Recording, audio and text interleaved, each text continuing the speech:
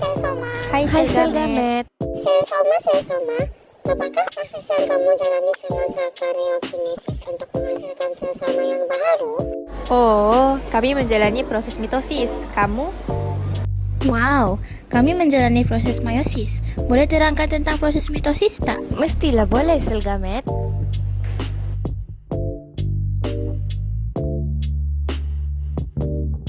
Proses mitosis yang saya lakukan bermula daripada fasa profasa. Fasa profasa dimulakan dengan kromatin yang mula memendek dan menebal untuk membentuk kromosom. Dua bebenang seiras ini dipanggil kromatid kembar dan ia terikat pada sentroma.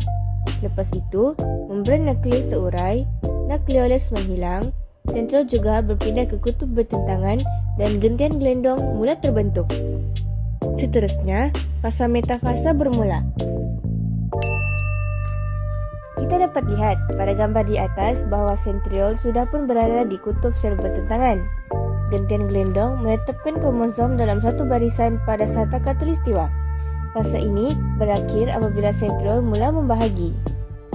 Kita lihat pula fasa anafasa.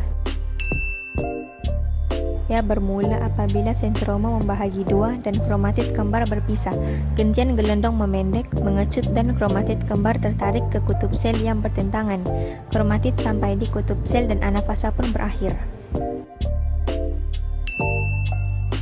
Fasa telofasa bermula apabila kromatid sampai di kutub bertentangan dan mula dikenali sebagai kromosom anak.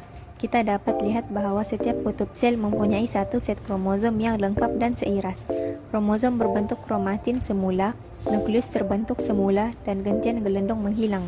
Membran nukleus baharu terbentuk dan fasa telofasa berakhir. Wow, menariknya. Sekarang nih saya pula terangkan proses meiosis kami. Proses meiosis kami terbahagi kepada dua peringkat pembahagian, yaitu meiosis 1 dan meiosis 2. Meiosis 1 bermula daripada fasa profasa 1. Fasa profasa 1 dimulakan dengan kromatin memendek, menebal dan membentuk kromosom. Kromosom homolog berpasangan membentuk bivalen atau tetrad.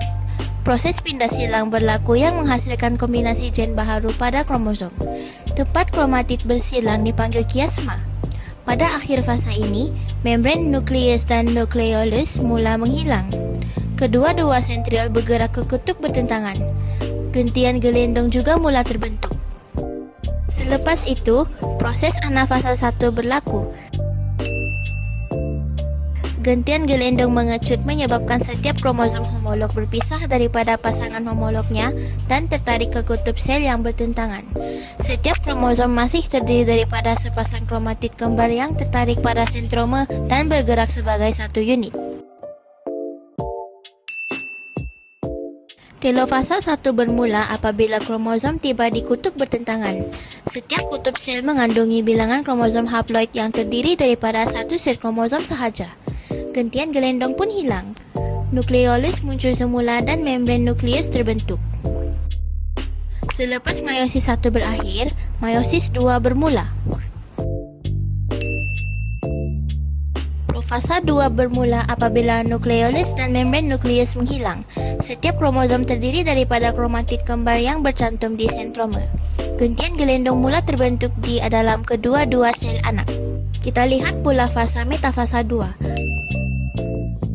Pada fasa ini, kromosom tersusun secara rawak pada satah khatulistiwa bagi setiap sel anak. Setiap kromatid terikat pada gentian gelendong di sentroma. Metafasa 2 tamat apabila sentroma berpisah. Anafasa 2 bermula. Sentroma kromatid kembar berpisah.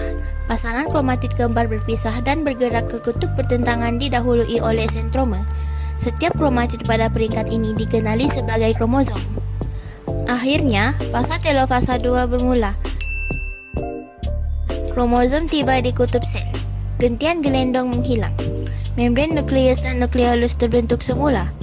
Bilangan kromosom setiap sel anak adalah separuh daripada bilangan kromosom induk. Telofasa berakhir dengan proses cytokinesis yang menghasilkan 4 sel anak yang haploid. Setiap sel haploid mempunyai separuh daripada bilangan kromosom sel induk. Kandungan genetik juga berbeza daripada sel induk yang diploid. Sel haploid menjadi sel gamet seperti kami. Berdasarkan proses mitosis dan meiosis yang telah kita pelajari sebentar tadi, terdapat beberapa perbezaan yang boleh dikenal pasti berdasarkan gambar yang kita lihat di atas. Pada proses mitosis, ianya berlaku dalam sel soma, manakala proses meiosis berlaku dalam sel germa, iaitu sel menghasilkan sel gamet. Proses mitosis juga bertujuan untuk pembesaran dan pembiakan seks, manakala proses meiosis bertujuan untuk menghasilkan gamet untuk pembiakan seks. Pada proses mitosis, sinapsis, pindah silang dan penyusunan bebas tidak berlaku, manakala pada proses meiosis, sinapsis, pindah silang dan penyusunan bebas berlaku dan lain-lain lagi.